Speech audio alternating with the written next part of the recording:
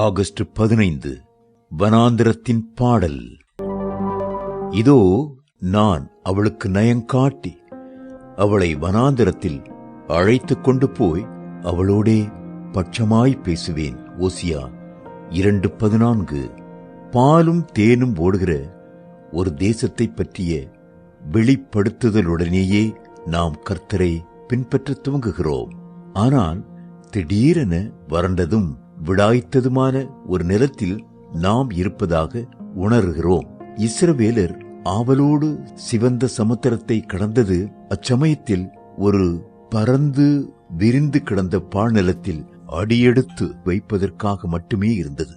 நாம் தண்ணீர் ஞான ஸ்நானத்தில் நம்முடைய கர்த்தரோடு ஓர் உடன்படிக்கைக்குள் பிரவேசித்த பின்னர் நாம் ஒரு வனாந்திர பிரயாணத்தை துவங்குகிறோம். வனாந்திரத்தில்தான் கர்த்தர் நம்மோடு பேசுகிறார். ஓசியா 2:14 கூறப்பட்டுள்ள பட்சமாய் என்னும் பதத்திற்கு ஆங்கில வேதாகமத்தின் ஓர குறிப்பில் இருதயத்தோடு என்று கொடுக்கப்பட்டுள்ளது. கர்த்தர் ஏன் நம் இருதயத்தோடு பேச விரும்புகிறார்? அவர் நம்மை எவ்வளவாக நேசிக்கிறார் என்பதை நமக்கு காண்பிக்கவும், அவருடைய அன்பினால் நம்முடைய இருதயங்களை கொழுந்துவிட்டு எரியச் செய்யவுமே அவர் நம்முடைய இருதயத்தோடு பேச விரும்புகிறார். கர்த்தர் நம்முடைய இருதயத்தில் பேசுவதை காட்டிலும் நம்முடைய செவிகளில் பேச வேண்டுமென்றே நம்மில் அநேகர் விரும்புகிறோம். அவள் அங்கே தன் இளவயதின் நாட்களில் தான் பாடினது போல பாடுவாள். ஓசியா 2:15. வனாந்திர பிரயாணத்தில் மிக கடுமையான வெப்பத்தில் இருந்தும் குளிரில் இருந்தும் நீங்கள் பாதுகாக்கப்படும்படி மேகஸ்தம்பம், அக்னி ஸ்தம்பம் ஆகியவற்றின் வடிவில் உங்களுக்கு கொடுக்கப்பட்டிருக்கும் ஆச்சரியமான பாதுகாவலையும், தினந்தோறும் உங்களுக்கு விநியோகிக்கப்படும் மன்னாவையும் தண்ணீரையும் நீங்கள் பார்ப்பீர்கள் என்றார். உங்கள் கால்கள் வீங்காமலும், பாதரட்சைகள் தேய்ந்து போகாமலும், வஸ்திரங்கள் பழையவையாய் போகாமலும், கர்த்தர் காப்பதையும், தேள்களும் சர்ப்பங்களும் உங்களை தீண்டாதபடி அவைகளுக்கு அவர் கட்டளை கொடுத்திருப்பதையும் நீங்கள் கவனிப்பீர்கள் என்றார். உங்களால் பாடாமல் இருக்க முடியாது. நாம் பாடுகிறோம். ஆம், வனாந்திரத்தில் நாம் பாடுகிறோம். அது ஒரு புலம்பர் பாடல் அல்ல, அது ஒரு ஸ்தோத்திர பாடல். நாம் அபரிவிதமான சந்தோஷத்தை அனுபவித்து தன் இளவயது நாட்களில் இருக்கும் ஒரு கன்னிகையைப் போல பாடுகிறோம். ஆகவே நம்முடைய வனாந்திரத்தை ஒரு வறட்சியான பஞ்சம் நிறைந்த இடமாக அல்ல, அதை களிப்பு மிக்க ஒரு இடமாக மாற்றிக்கொள்வது நம்மை சார்ந்ததாயிருக்கிறது. இவ்வாறாக வனாந்திரத்தினூடாக பிரயாணம் செய்யும் போது கர்த்தருக்கும் நமக்கும் இடையில் ஒரு ஆழமான நெருங்கிய ஐக்கியம் உண்டாகிறது. நமக்கு வேண்டியதெல்லாம் அவர் மட்டுமே என்ற முடிவுக்கு நாம் வருகிறோம். நம்முடைய நேசரின் மார்பில் சார்ந்து கொண்டு வாக்குத்தத்தம் பண்ணப்பட்ட தேசத்தின் கரையை நெருங்குகையில், பரலோகத்தில் உம்மையல்லாமல் எனக்கு யார் உண்டு, பூலோகத்தில் உம்மை தவிர எனக்கு வேறே விருப்பமில்லை என்று நாம் பாடிக்கொண்டிருப்போம். Morning Manna, August 15, 2026. Song of the Wilderness.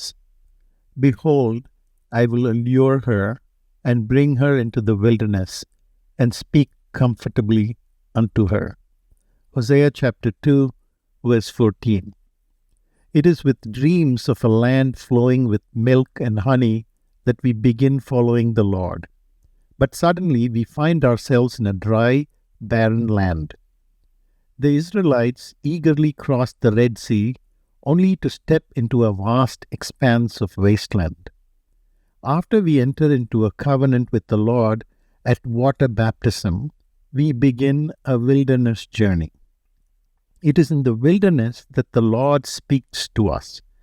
The word comfortably in Hosea chapter 2 verse 14 is rendered as to the heart in the margin. Why does the Lord want to speak to our heart? To show us how much He loves us, to set our hearts aglow with love for Him. Too many of us would like to have the Lord speak in our ears rather than in our heart. He shall sing there as in the days of her youth. Hosea chapter 2 verse 15. If you look at the wonderful protection from the extreme heat and cold in the form of a pillar of cloud and fire, and at the unfailing supply of manna and water, if you observe that the Lord is keeping your feet from swelling, your shoes from getting worn out, and your clothes from getting threadbare, and that he has commanded the scorpions and the serpents not to bite, you cannot but sing.